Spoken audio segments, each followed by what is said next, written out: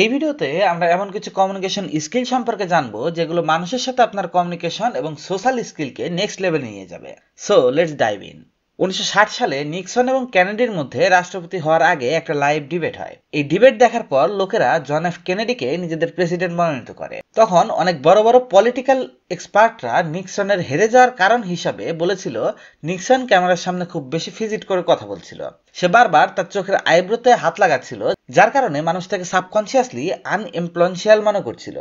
এবং অনেক মানুষ একজন মানুষের বডি ল্যাঙ্গুয়েজ দেখে এটা আন্দাজ করতে পারে যে লোকটা সত্যি বলছে নাকি মিথ্যা বলছে। আর এটা তারা বুঝতে পারে যে লোকটি কথা বলছে তার বডি মুভমেন্ট দেখে। কারণ মোস্ট অফ দ্য টাইম যখন মানুষ মিথ্যা কথা বলে তখন তাদের বডি ল্যাঙ্গুয়েজ হঠাৎ করে পরিবর্তন হয়। আর এ সময় মানুষ আলাদা আলাদা ছোট ছোট মুভমেন্ট করতে থাকে, যেমন সামনের লোকটির থেকে চোখ সরিয়ে পুনরায় তাকে দেখা, নিজের ঘাড়ে অথবা ফেসে বারবার টাচ করা, নিজের আইব্রোতে টাচ করা, ইত্যাদি ইত্যাদি। এই প্রতিটি ছোট ছোট মুভমেন্ট হিন্ট দেয় যে হয়তোবা সামনের লোকটি মিথ্যা বলছে। তবে এই হিন্টগুলো যে সবসময় 100% সঠিক হবে তা না, কিন্তু অধিকাংশ সময় এটার ফলাফল লক্ষ্য করার মতো। এমনইভাবে আমরা সাবকনসিয়াসলি এই মানুষগুলোকে খুব একটা পছন্দনীয় বলে মনে করি না, এবং আমরা তাদের খুব বেশি ট্রাস্টও করি না যারা কথা বলার সময় ফেস এবং কপালে বারবার টাচ করে, মানে ভিজিট করা অবস্থায় কথা বলে। কারণ ভিজিট করা মোস্ট অফ দ্য টাইম সামনের ব্যক্তিকে নেগেটিভ সিগন্যাল দেয়। যেমন কখনো কখনো এটা সিগন্যাল দেয় আপনি হয়তো লোকটির কথাতে ইন্টারেস্টেড না, এজন্য হয়তো বা বারবার মুখে হাত দিতে যাচ্ছেন। তো এটা প্রুভ করে হয়তো এই লোকটি আনট্রাস্টেড, আজব। ব্যাপারটা এমন নয় যে আপনি মানুষের সাথে কথা বলার সময় রোবট হয়ে যাবেন, কিন্তু ব্যাপারটা হলো যখন আপনি কোনো ইম্পর্টেন্ট কথা বলছেন তখন এই সময়টাতে ভিজিট করা অ্যাভয়েড করুন। কারণ নজর এদিক ওদিক সরিয়ে বারবার তাকানো এবং নিজের ফেসে বারবার হাত দেয়া এগুলো সামনের লোকটাকে রং সিগন্যাল দেয়। এজন্য limit the visit. Trick number 2, always comes out positive. অনেক সময় আমরা দেখি মানুষ কোনো একটা ব্যক্তির সাথে মাত্র দ্বিতীয়বারের মিটিংয়েই তার জীবনের সব দুঃখ কষ্ট শেয়ার করা শুরু করে। সামনের লোকটিকে তার নিজের দুঃখ কষ্ট বলতে শুরু করে।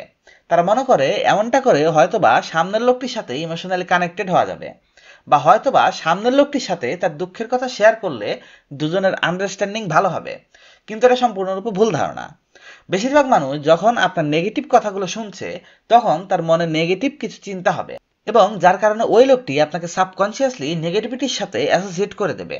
আর হয়তোবা তার মন থেকে আপনার সাথে কথা বলার আর তেমন কোনো ইচ্ছাও থাকবে না। এজন্য স্টার্টিংয়ে নতুন কোনো মানুষের সাথে কথা বলার সময় অন্তত স্টার্টিংয়ের সময়ে শুধুমাত্র পজিটিভ কথাটাই বলুন। যেমন একজন আরেকজনের গোলসগুলো বা প্যাশনগুলো সম্পর্কে জানতে চাওয়া, বা ড্রিমগুলো কি এগুলো সম্পর্কে জানতে চাওয়া, সামনের লোকটার ইন্টারেস্ট কি এগুলো সম্পর্কে কথা বলা ইত্যাদি। এমন কোনো মজার বিষয়, সহজ কথা যেগুলো সামনের মানুষটাকে ভালো অনুভব করায়। আর্গুমেন্ট এবং নেগেটিভ কথাগুলো সবসময় দূরে রাখা উচিত। এই জিনিসটা আপনাকে অনেক বেশি লাইকেবল এবং অ্যাট্রাকটিভ বানিয়ে দেবে। এর মাধ্যমে আপনি মানুষের কাছে একজন পজিটিভ ব্যক্তি হিসেবে পরিচিত হবেন যে জীবনকে এনজয় করে। আর যদি নেগেটিভ কথা বলেন তবে সামনের মানুষের সাবকনসিয়াস মাইন্ডে বসে যাবে আপনি একজন নেগেটিভ মানুষ, এবং শুধু প্রবলেমগুলো নিয়েই পেরেশানিতে থাকেন। আর আপনার কাছ থেকে পাওয়ার মতো কিছুই নেই সমস্যা আর পেরেশানি ছাড়া।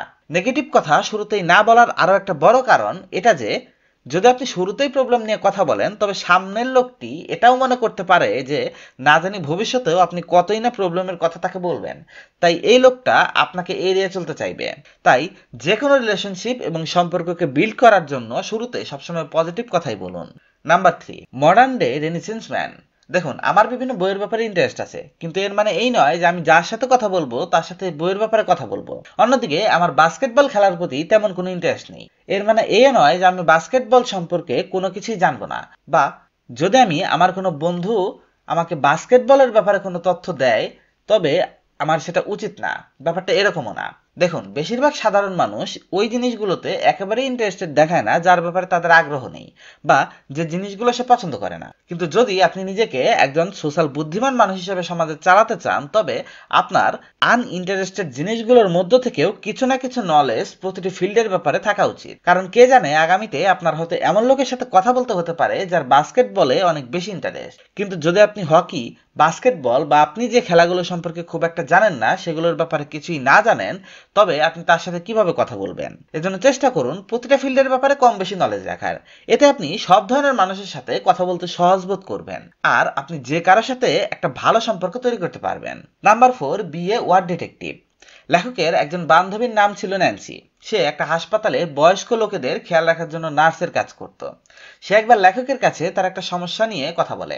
ন্যান্সি বলে সে এই বয়স্ক লোকগুলোর কেয়ার করে, কিন্তু তাদের কেয়ার করার জন্য তাদের সাথে ঠিকভাবে কমিউনিকেট করে কথা বলা দরকার ছিল। তা না হলে একজন অসুস্থ মানুষকে সুস্থ করে তোলা কঠিন। কিন্তু এই বৃদ্ধ লোকগুলোর সাথে তার বয়সের ডিফারেন্স অনেক বেশি ছিল, আর তাই তারা ঠিকভাবে তার সাথে কথা বলতো না, বা সে বুজুর্গ মানুষগুলোর সাথে ঠিকভাবে মিশতে পারছিল না, স্পেশালি মিসেস ওস্টিন নামে এক মহিলার সাথে। এই মহিলা একটু ঝগড়াটে টাইপের ছিল। সে সহজে কারোর সাথে কোনো কথা বলতো না। ন্যান্সি অথরকে বলেন, আমি গতকালকেই তার সাথে কথা বলার চেষ্টা করেছি। আমি তাকে বললাম, পরিবেশটা এখনো ঠিক হচ্ছে না, সারাদিন বৃষ্টি হচ্ছে, পুরো পেরেশান করে রেখেছে, তাই না মিসেস ওস্টিন?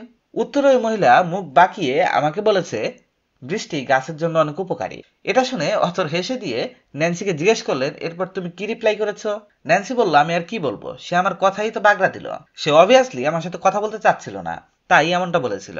এবারে অথর তার বান্ধবীকে সাজেস্ট করলেন, কালকে তুমি একটা কাজ করবে, ওই মহিলাকে জিজ্ঞেস করবে সে গাছ পছন্দ করে কিনা। শুরুতে ন্যান্সি এটা করতে চাচ্ছিল না, কিন্তু পরে সে ব্যাপারে রাজি হয়। পরের দিন ন্যান্সি অথরকে ফোন করে। সে খুব এক্সাইটমেন্টের সাথে কথা বলছিল। সে লেখককে জিজ্ঞেস করলো, তুমি কিভাবে জানলে এই মহিলা গাছপালার ব্যাপারে ইন্টারেস্টেড? মিসেস ওয়েস্টিনের গাছপালা খুব বেশি পছন্দ, আর শুধু তাই নয়, তার বিয়েও এমন একজনের সাথে হয়েছিল যে একজন গার্ডেনার। সে এখন আমার সাথে অনেক বেশি কথা বলছে। সে এতটাই কথা বলছে যে আমি এখন বুঝতে পারছি না তাকে কিভাবে চুপ করাবো। এমনই ভাবে ওয়ার্ড ডিটেকটিভ হয়ে আপনি মানুষের সম্পর্কে বেশি জানতে পারেন। যেমন মিসেস ওস্টিনের কথায় গাছের ব্যাপারে শুনে লেখক আইডিয়া করেন হয়তো সে গাছপালা খুব পছন্দ করে। ওয়ার্ড ডিটেকটিভ হওয়ার মানে লোকেদের শব্দ বা কথা বলার মাঝখানে তাদের শব্দগুলো থেকে খুঁজে বের করা তারা কিসে ইন্টারেস্টেড, যার পর আপনি ওই লোকটির সাথে বা ওই মানুষটির সাথে ইজিলি ওই বিষয়টি নিয়ে কথা বাড়াতে পারেন। কেমন লাগলো আজকের টিপসগুলো অবশ্যই কমেন্ট করে বলবেন। আর এমনই অসামান্য বুক লেসন পেতে আমাদের চ্যানেলকে সাবস্ক্রাইব করবেন।